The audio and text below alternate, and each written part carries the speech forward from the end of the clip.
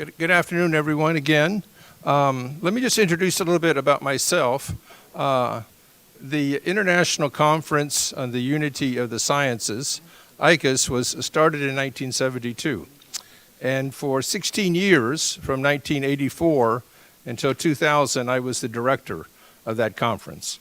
I have a background in environmental engineering, also religious studies, so uniquely qualified is the person who chose me for the position said. But in that period from 1972 to 2000, there were a total of 22 conferences on the themes of the unity of knowledge and science and values. And we're going to take a look back to those two themes. What ICUS is doing now, actually right down the hall, is more on environmental issues. But the organizers feel that the unity of knowledge topic and the science and values topic is important enough that it should be looked at going toward the future. And one might ask, I remember at the beginning, I was around in 1972, really, is science really interested in unity of knowledge? And, we've got our own sort of focus, and we don't really want to broaden that focus. At least that was the thought of some people. At least that's what I heard. And science and values, well, science is one thing. Values, that's religion. Religion deals with values. That was another comment we sometimes heard. But Reverend Moon persevered. First conference started out with 22, and I think 1981 it reached its peak with over 800. So that begs the question: what is the result of that? What is all of these conferences, all of this investment? Is there any way to really measure what it's accomplished? And even though I have no proof of this, I do know that if you apply for a grant in the United States today, it's got to be multidisciplinary. That's one of the boxes you have to check. And they've got to know how it's going to impact society. That's another box you have to check. So I can't prove that the ICUS conferences from the 70s, 80s, and 90s impacted society directly, but I can at least say we were on the cutting edge, and that has something to say for it. So let me introduce our first speaker. That's Dr. Andrew Wilson. He's a professor of Unification Theological Seminary, where he teaches courses on the Old Testament, Unification Theology, and world religions. He edited the World Scripture and Teachings of Sun Myung Moon and the World Scripture and Anthology of Sacred Text, widely used in the interfaith field today. He writes on moral education and has published in the digital digest of Middle Eastern Studies, has multiple degrees from Harvard, including biochemistry, theological studies, in Near Eastern languages and civilizations. So actually, before I invite him up, there's one bit of housekeeping. We're going to be really strict on the time. We're going to allow each of the speakers 15 minutes. We've got time cards, and I'm going to be a tough taskmaster. So I'm giving you fair warning. But please, Dr. Wilson. I don't have much time, but you all have this booklet, says Section 1, that has our papers in it. So if I have to skip something, you can read it yourself in the paper. So I want to talk about the wellspring, the origin, the source. We're talking about Reverend Moon's 100th birthday, and it is good to ask the question, why would he, a man of God, choose to sponsor a conference on science? But actually, he had a firm belief in the unity of all knowledge. he believed that, and he taught, that there is one principle that is the basis of both religion and science. Because there is the God who created religion is also the God who created the natural world. So from that starting point, he believed that there should be one explanation or one principle behind all reality. Now his central focus was in the religion field, but he did not neglect science. One of the reasons I know about this, and one of the things I'm speaking from in this talk, is I've been studying with the help of a wonderful Korean expert named Hee-hun Standard, the original manuscript that Reverend Moon wrote back in 1951, before he even began his outreach and his ministry, called Woli Wonbun, which means original text of the principle. And this has never been published. It is about 700 pages long. It's all in his own handwriting, and about 100 pages, surprisingly enough, are devoted to science. He covers topics like gravity, evolution, electromagnetism, the formation of the solar system. So he had it in his mind way back when, before he even started his ministry, that science would be part of it. And during his life, he made many efforts to support science and technology, not only with ICUS, but also starting companies for machine tools and other industrial processes. So science and religion for Reverend Moon are not fundamentally in conflict. He doesn't hold the position of many evangelical Christians who see science and the Bible as fundamentally in conflict with each other. Nor does he follow, as Mr. Breland was saying, the idea that science is dealing with facts and religion is dealing with values. They're both intertwined. There is no versus. The fact and the value should be connected. The how and the why should be connected. They are complementary paths to knowledge of the same reality and should eventually arrive at the same point. And one of the people that I studied when I was in seminary, who's kind of similar to Reverend Moon in this regard, is Teilhard de Chardin. While Reverend Moon studied electrical engineering in Japan, Teilhard de Chardin started his career as a paleontologist, but as well he was a Jesuit priest. And of course Reverend Moon studied the Bible and was a minister of the gospel. So even as Reverend Moon developed his theology, the divine principle, and incorporated scientific concepts, Teilhard de Chardin did the same thing. And he was a paleontologist. He studied the early man, the evolution of early man. And he understood that to be the work of God, that God was guiding the evolution of life towards some kind of cosmic endpoint in which God and Christ would be manifest throughout the universe. He called this the Omega point. During his lifetime, he was condemned by the Catholic Church, but recent popes, including Pope Benedict and Pope Francis, have praised his work. So it's always like that.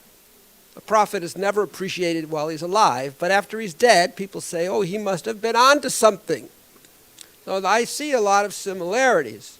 Now, Reverend Moon, as I said, believed there's one unitary principle, but you cannot find the unity of science and religion unless you do something with the religion side, because religion has been operating based upon faith, based upon taking the Bible literally, based upon belief in miracles, and this led to a lot of distrust between science and religion, because it seems like science and the Bible are contradicting each other. But Reverend Moon believed that if he could help religion to understand the fundamental principle by which God works, the principle that is behind everything in the Bible, then the truth of science and the truth of religion would become much more compatible with each other. And he wrote, for example, the world that religion describes appears to be another dimension, a faraway world that has nothing to do with reality. This is a quote from Woli Wonbun. However, this is a serious misunderstanding. In fact, the world of faith that faith is seeking is the original world of reality, It is the world of the principle that the first human beings should have begun and walked in. However, since they lost that world, it put God in a position where he had to recover it by introducing religious faith. So religious faith was a kind of detour because of the human fall. But originally, had there not been a fall, we would be scientific man. Man would have been Homo scientius from Adam and Eve's time. So science and religion are both to fulfill the principle. The highest religion and the highest principles of science should cohere with each other. Religion is coming down from above because it knows God, and it should connect to the physical world. It shouldn't just remain in the world of faith. And science, coming from below, that is investigating the physical world, is seeking to understand its cause. So 19th century science was materialistic. Einstein's theory of special relativity led to the notion of energy as being more fundamental. And today, scientists are looking at information theory to try to understand the source of reality. So these are, it is a science is climbing up towards something invisible and immaterial that is at the cause or root of what is material. Religious people have known that as God. So there's a link there that needs to be joined. And these two paths are destined to meet, according to Reverend Moon. My thanks to Mr. Breland for supplying all these beautiful pictures of past ICUSs that are interspersed throughout these slides. Religion must ascend to science. Science is climbing up. The hope of humankind is they will unite with each other. So Reverend Moon had a vision that one day in the future, the humankind will live in an advanced scientific civilization in unity with God. That is, the world of modern science even would help people to testify to God and unite with him. So it's not only for religious people to teach people about the source of the universe, but science as well. And in its material aspect, science should help to build God's kingdom on earth, because God's purpose for creating humankind is not some faraway world in the sky, but to live in happiness and peace in this world. And science is part of God's gift to us to be able to do that. Now, another problem that Reverend Moon encountered in his life was the problem of dialectical materialism. He was a prisoner in a communist North Korean labor camp for 2 years and 8 months, where he was exposed to weekly indoctrination sessions about communism. And of course, the communists taught that they were scientific, that religion was superstition, and that communism had the true science. So he understood that a proper response to the errors of communism is to develop a scientific theory dealing with issues of reality and God. He said, advocates of dialectical materialism present their view that the origin of the universe is matter in motion. But before they make such an assertion, should they not consider why motion, the action of forces, began? However, because they do not know the principle, the law of heaven, they deny the one, the original being, who is the source. So Reverend Moon was thinking very philosophically. We have to get to the root principle in order to understand reality. And dialectical materialism is a false expression of that. So what are some of Reverend Moon's teachings in relation to science that are in the Woolly One Bun? First of all, the principle of object partners. Entities are positioned in the universe to be in relationship with one another. They relate by giving and receiving. The more they give and receive with each other, the closer they become, and they become object partners, uniting to produce force, uniting for existence and action. And of course, you could talk about male and female, anions and cations, husband and wife, business entity and its customers. Every kind of existence is meant to be in relationship with other existences. And of course, giving should precede receiving. So this is about living for the sake of others. This is a part that the world is designed to be unselfish. And when beings are living in relation to other beings, there is benefit to all. So this is one of the basic points of the principle that Reverend Moon came up with. The relationship between, how does God relate to the universe? He was an electrical engineer in training. He talked about induction and resonance. You could say that God is a being composed of plus and minus, or dual characteristics, and as those dual characteristics interact with the material world, they create a corresponding signal that can form material into plus and minus in the same way. The more closely the material world of plus and minus resembles God's plus and minus, the stronger the interaction is, the more resonance there is. So this is talking about love, actually, but we can use electrical engineering metaphors to describe it. Human love excites God's love induces human love. They create a positive feedback circuit. This would have happened if the fall hadn't messed up human love. So we need to deal with human love and bring it back into alignment so that the frequency is right, and that's what religion was all about. So another thing that Reverend Moon talked about was universal prime forces.